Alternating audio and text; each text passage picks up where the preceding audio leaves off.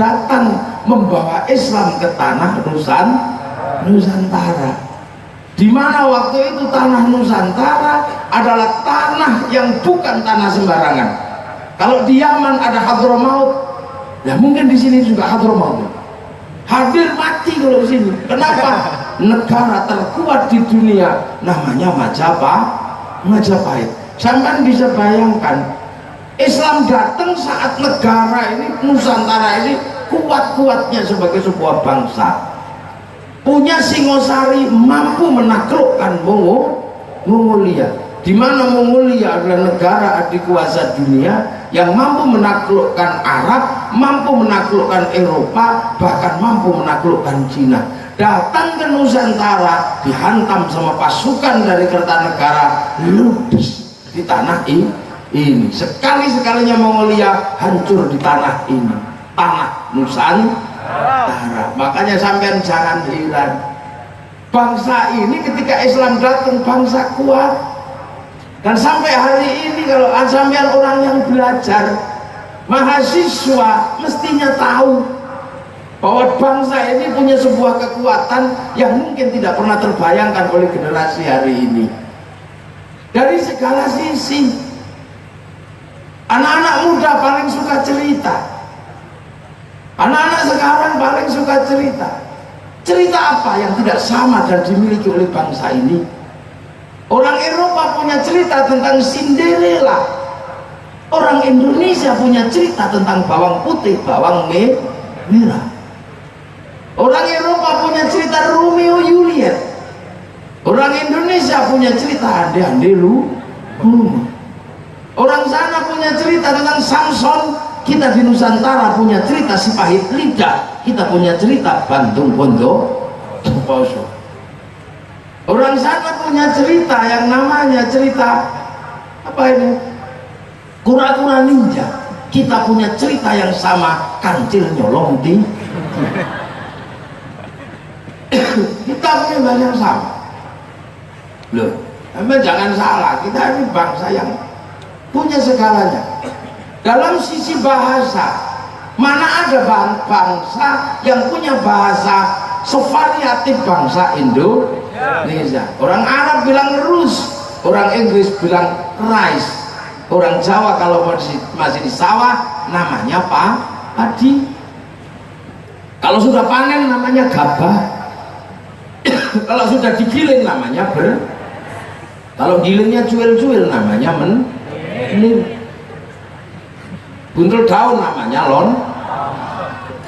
buntel janur namanya kupat. Nah kalau gak dibuntel namanya nasi sego, ublek-ublek namanya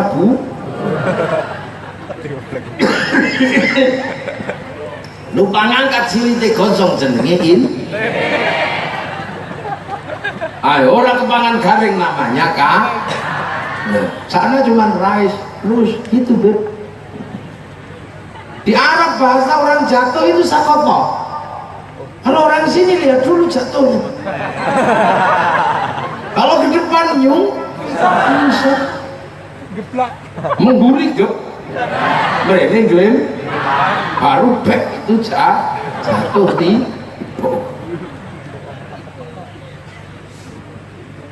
Di Arab ada naum, di Inggris ada sleep, di sini ono nindro, sare, tilem, kekasih kita bubuk, bubuk orang biasa tuh turu, copet, mijat, tak punya yang itu. Dari segala hal.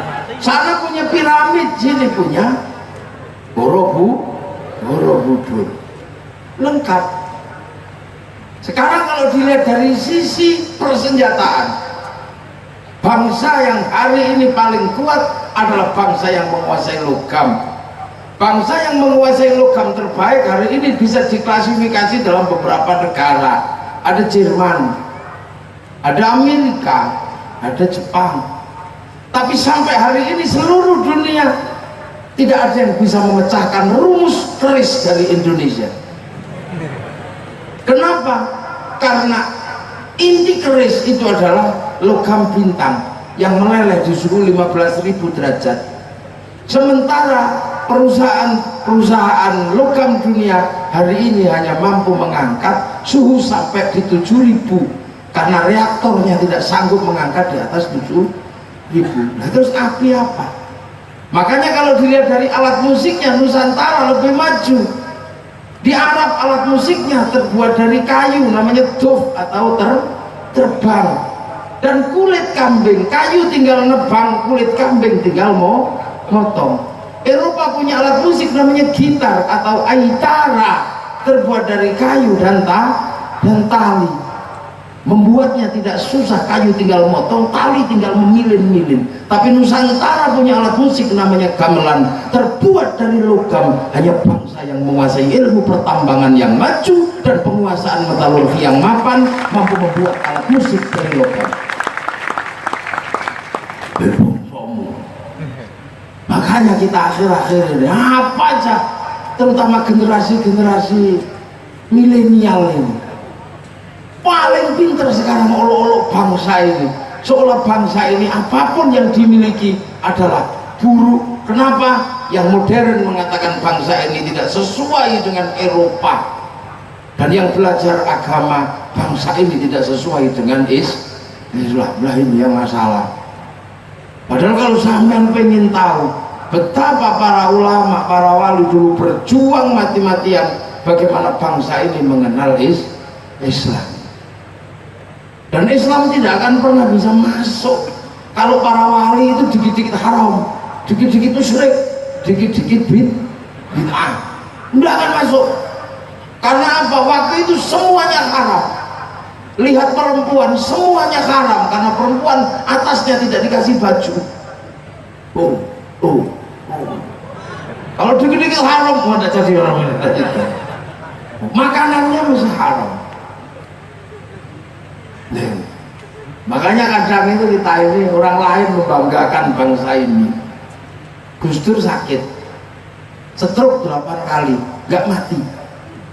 Ini bagi dunia medis adalah fenomena. Ada orang stroke 8 kali kok nggak mati, itu satu-satunya Gus Dur itu. Maka para peneliti kesehatan datang ke sini, lihat ada apa Gus Dur.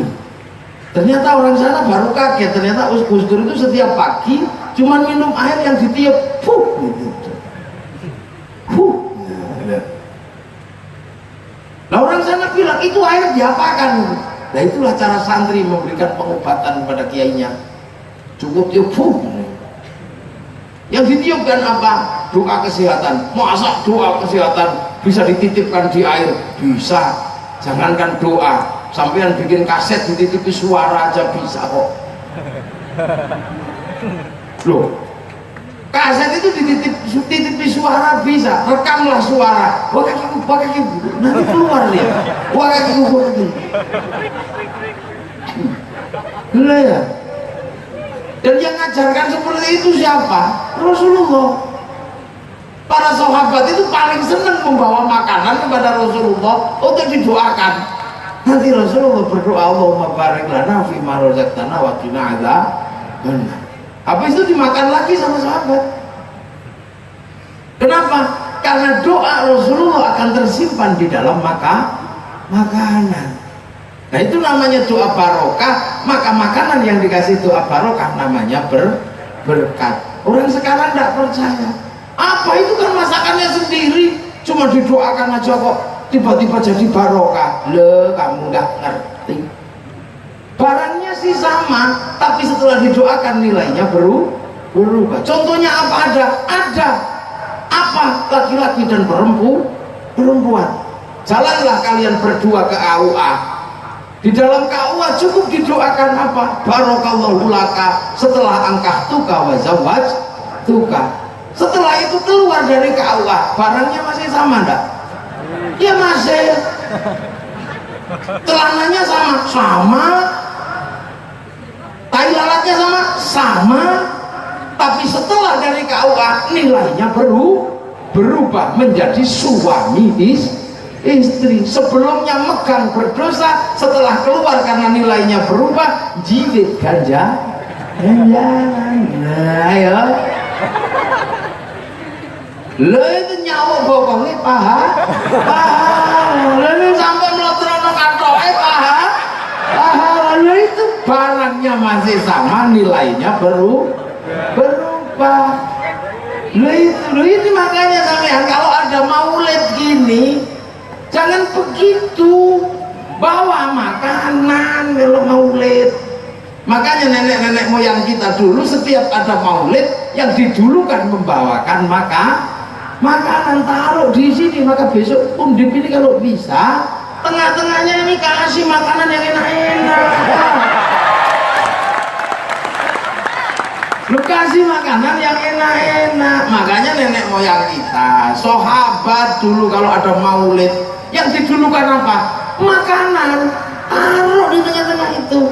Bacakan maulid, makanan akan menyerap doa. Begitu makanan yang menyerap doa barokah, kita makan jadi daging barokah. Daging barokah walaupun satu suir nanti masuk surga. Sebagaimana daging yang dari barang haram, kalaupun jadi daging masuknya daging neraka. Makanya kalau tahu ada maulid, dahulukan makanan, taruh di sini, itu enggak? Itu baru benar. Nanti kita kasih doa nanti makan sama ini. Nah, daging barokah itu paling susah dihilangkan oleh iblis. Kalau menghilangkan doa zikir lewat mulut mudah. Iblis jengkel, hilangkan zikirnya. Langsung gitu didatangkan. Ada cowok sama cewek naik motor jengking gitu. Itu mulut itu wow, hilang pahalanya. Tapi kalau berbentuk makanan kemudian masuk di dalam daging, ini susah dihilangkan oleh iblis. Makanya karena iblis ini paling susah menghilangkan daging barokah, maka banyak sekali jurkamnya iblis mengharamkan berkat. Ini ilmu milenial, betul. Ilmu milenial, anak-anak milenial harus mampu mencerna ini. Makanya dulu kita ini kalau paling suka nitipin doa lewat makanan. Cinta kalau ditolak, cari makanan kita doakan. Lihat kita kasih doa ya Rahman ya Rahim, kasihkan I love you. Hati-hati nih. Nah itu namanya energi. Dulu orang nggak bisa mencerna. Kalau sekarang mudah sekali, flash disk saja bisa nyimpen Quran. Flash disk itu bisa nyimpen Quran. Makanya jangan perempuan kalau punya pacar kok mau selingkuh, mau pindah ke lain hati, ambil aja minuman, doakan ya Rahman ya Rahim, ya Rahman ya Rahim, ya Rahman. Di situ bila perlu dinyanyikan, hanya dirimu yang